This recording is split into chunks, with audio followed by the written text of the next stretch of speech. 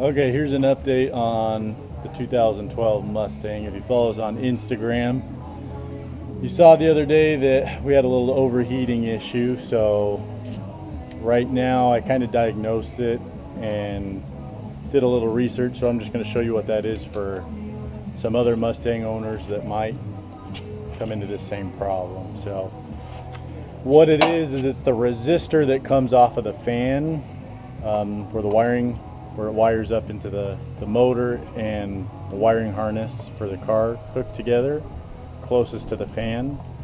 So, and that connection in there just got a little hot and kind of burnt it. So what it does is it'll go on and off, and then it'll eventually just quit. So could be our fan might need replaced. The motor on the fan's just pulling too many amps, or it could just been a loose connection and it was kicking on and off and just got hot and burnt it up. So I'll show you where it is and kind of how to get it off. It's kind of a bear to get to. But if you look, so coming from the hood, it's under here, it's under our little coolant reservoir right here.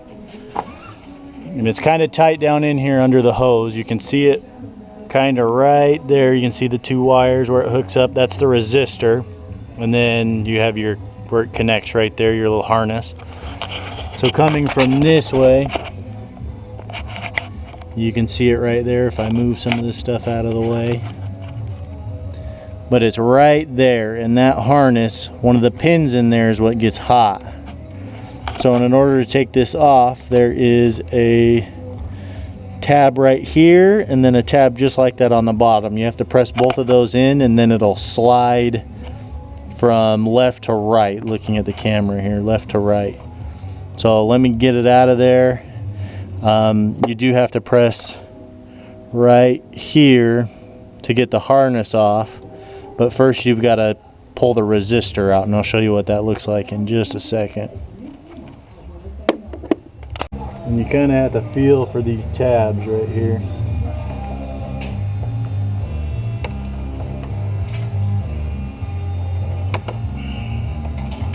I got one of them, and then okay. So there's that, and if you look right there, there's your resistor. So that's what that looks like. That looks good. Everything looks good in there. And then right here is where you want to press and pull to get that out, just like that. So you see right there. See how hot that got? So I'm sure it was clicking on sometimes and not other times, but in Arizona, especially in the summer, if it's not working, then you're going to be screwed. So that's what that looks like. And then let me pull this one out from. So what you're going to want to do is pull this out from over here by your windshield wiper reservoir, and that'll give you a better look right here. So if you look right there, you see right where it melted and got hot.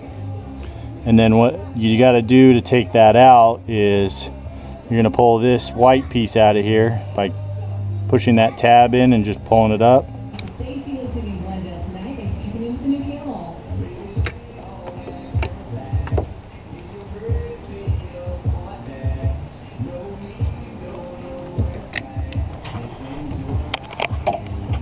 And then that's what that looks like.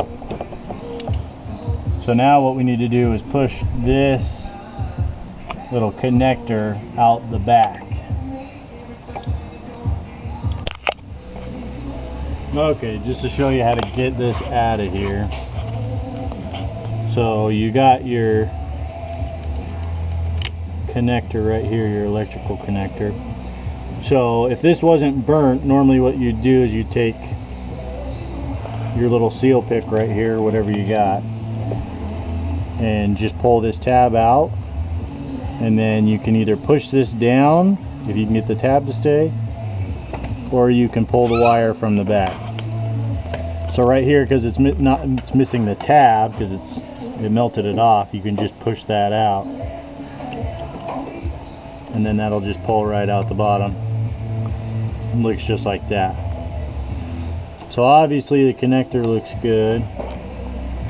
It's a little burnt, it's got some burnt plastic on it. So what we'll probably try to do is just clean this up.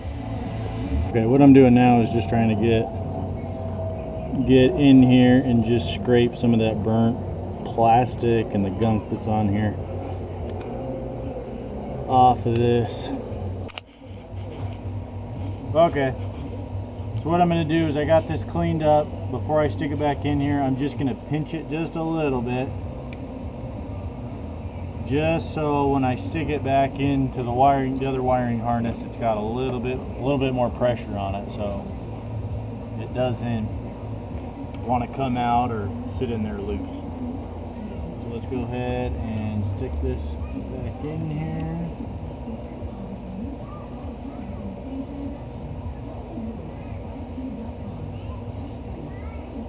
And it's going to fit snug because that's what it does. It's not supposed to come out. So get a little bit of dielectric grease in here. A little bit goes a long ways. Get your seal pick. Don't be afraid to put it on your other ones here.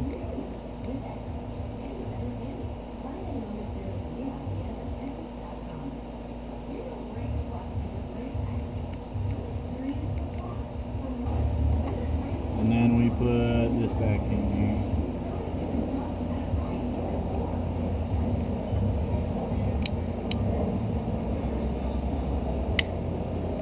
And that just snugs back down in there.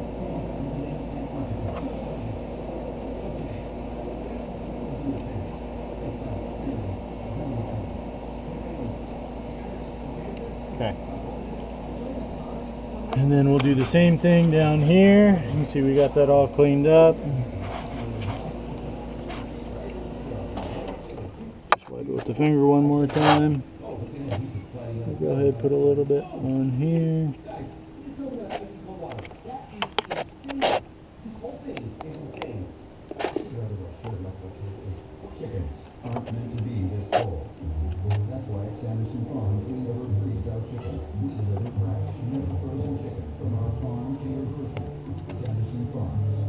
Okay. And then we're just going to do, real quick, I'm going to throw just a little bit of electrical tape around this wire right here. You can see it's a little bit bare after I kind of took some of the dry plastic off of it. So just to make sure nothing happens right there, I'm going to throw a little bit of electric tape around there, and then we'll call it good.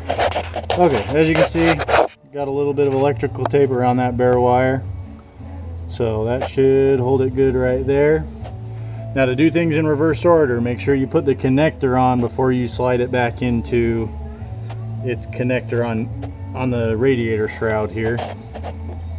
Because if you don't do that, then you're going to have to take this resistor off again. Because it is designed, try to get that. You kind of have to one-hand this because there's not a lot of room in here unless you want to take off this upper radiator hose.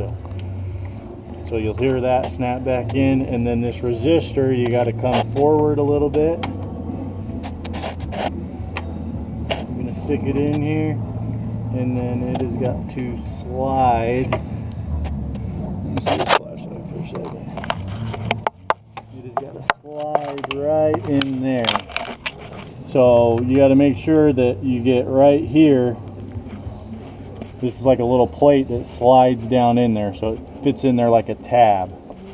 So you got to make sure that's in, and then once you slide it in there, it's snug as a bug in a rug. Okay, first things first. We'll get it started. Got to get it up to operating temperature. And once it starts to get warm is when the fan will start to kick on. So here we go.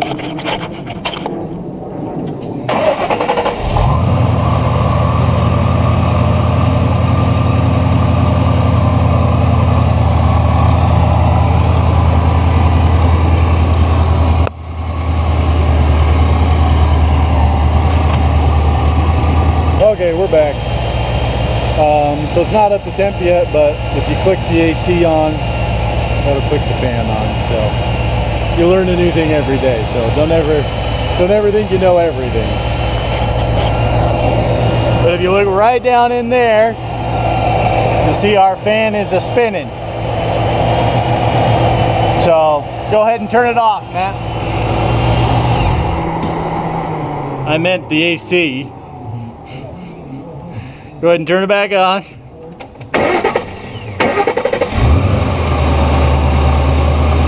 Okay, fan's off. Yeah, you'll see it slow down here. Oh, now fan's back on.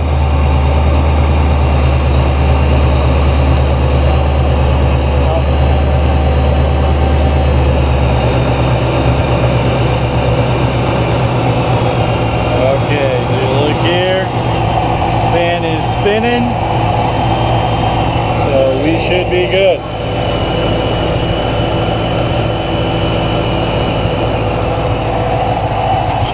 Now, we kind of just got lucky with this.